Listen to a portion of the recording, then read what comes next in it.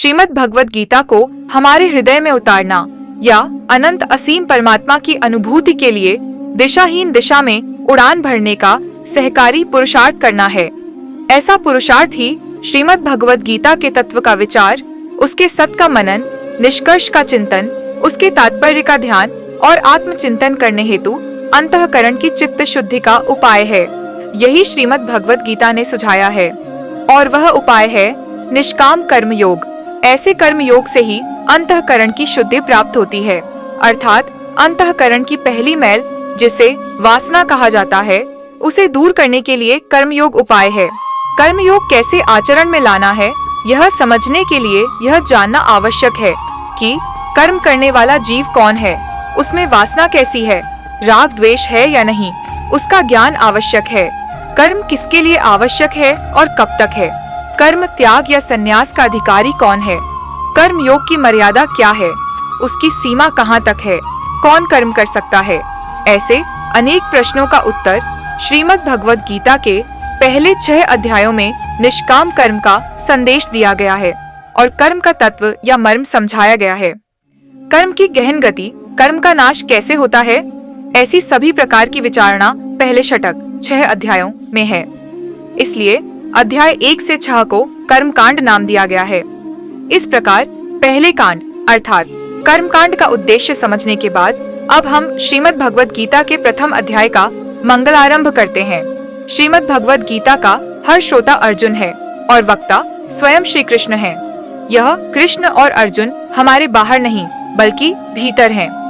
धर्म या अधर्म, आत्मा या अनात्मा, नित्य या अनित्य के संदर्भ में जब जीवात्मा उलझन अनुभव करता है, अव्यवस्थित हो जाता है, तब वह अपनी ही सीमितता को स्वीकार करता है और ईश्वर की महानता को मानते हुए प्रश्न करता है, तब वह पामर जीवात्मा अर्थात अर्जुन कहलाता है। शंका का समाधान करने वाला या उत्तर देने वाला कृष्ण ही हमारा आत्मस्वरूप या साक्षी चैतन्य कहा जाता है। श्रीमद् भगवद गीता का झरना अर्जुन के मोह रूपी बीज से अंकुरित हुआ है। अर्जुन की उलझन, उसका मोहग्रस्त अवस्था, उसका जीवन संघर्ष गीता के उपदेश का मूल या बीज है। इसीलिए पहले अध्याय का नाम रखा गया है विषाद योग। विषाद योग का उद्देश्य आत्मज्ञान के लिए अधिकारी बनाना है। श्रीमद् भगवद गीता का पहला श्लोक धृतराष्ट्र द्वारा बोला गया है, जो आंखों से अंधे हैं। धृतराष्ट्र समग्र अभूत समाज का प्रतीक है, जिसमें मेरा तेरा जैसी भेद बुद्धि है। धृतराष्ट्र ने सगे भाइयों के पुत्रों को पराया माना और अपने पुत्रों को ही अपने मानकर मोह के बंधन में जकड़ा हुआ मोहांध व्यक्ति है। मेरा और तेरा ऐसी बुद्धि में डूबा जीव है। अपने ही भीतर चल रहे आंतरिक युद्ध को देखने और समझने की शक्ति न होने के कारण धृतराष्ट्र संजय से प्रश्न करते हैं, कुरुक्षेत्र के युद्ध का परिणाम क्या हुआ। इस प्रकार श्रीमद् भगवद गीता का पहला प्रश्न एक संदेहशील और संदेश युक्त व्यक्ति करता है। मेरा तेरा की भेद बुद्धि में कैदी प्रश्न करता है, जिसने छल कपट से राज्य छीन लिया है, जिसने साम्राज्य हड़प लिया है।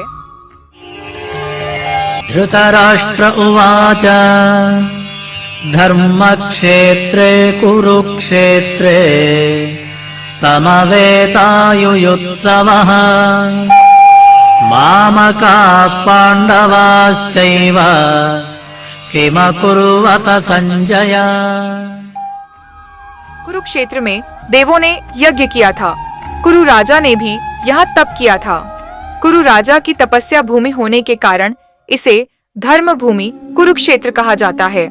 धर्म क्षेत्र और कुरुक्षेत्र ये 2 शब्द प्रयोग किए गए हैं। क्षेत्र का अर्थ होता है शरीर या देह। शरीर ही कुरुक्षेत्र है, अर्थात कर्म का क्षेत्र, साधन है। शरीर के माध्यम से पाप और पुण्य होते हैं। पुण्य कर्म से धर्म की प्राप्ति होती है। शरीर रूपी क्षेत्र ही धर्म प्राप्ति का क्षेत्र है, इसलिए इसे धर्म क्षेत्र कहा गया है। शरीर के बिना कर्म संभव नहीं, इसीलिए इसे कुरुक्षेत्र भी कहा गया है।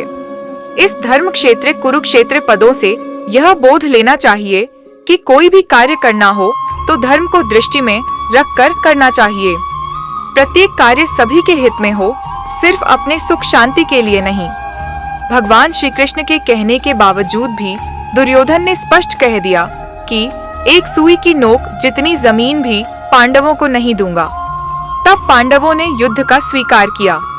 दुर्योधन के मन में युद्ध की इच्छा विशेष रूप से थी।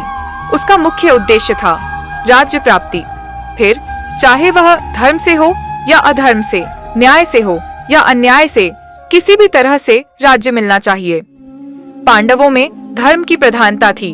उनका भाव था, हम किसी भी तरह जीवन यापन कर लेंगे, लेकिन हमारे धर्म पालन में विघ्न नहीं आने देंगे, धर्म के विरुद्ध नहीं चलेंगे।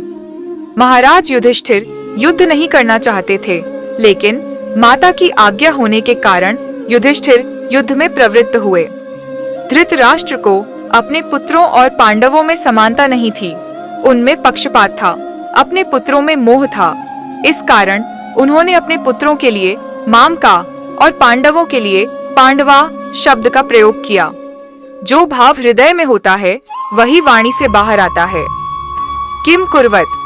किम शब्द के 3 अर्थ होते हैं, विकल्प, निंदा और प्रश्न। क्या युद्ध हुआ या नहीं, ऐसा कोई विकल्प यहाँ नहीं लिया जा सकता, क्योंकि युद्ध के 10 दिन बीत चुके हैं। भीष्म जी रथ से गिर चुके हैं। इसके बाद संजय हस्तिनापुर आकर धृतराष्ट्र को वहाँ की घटना सुना रहे हैं। मेरे और पांडु के पुत्रों ने क्या किया, ऐसा कहना कि युद्ध नहीं करना चाहिए था, ऐसी निंदा या आरोप भी यहाँ नहीं लिया जा सकता, क्योंकि युद्ध तो चल ही रहा है। किम शब्द का अर्थ प्रश्न लिया जाए, यही उचित बैठता है।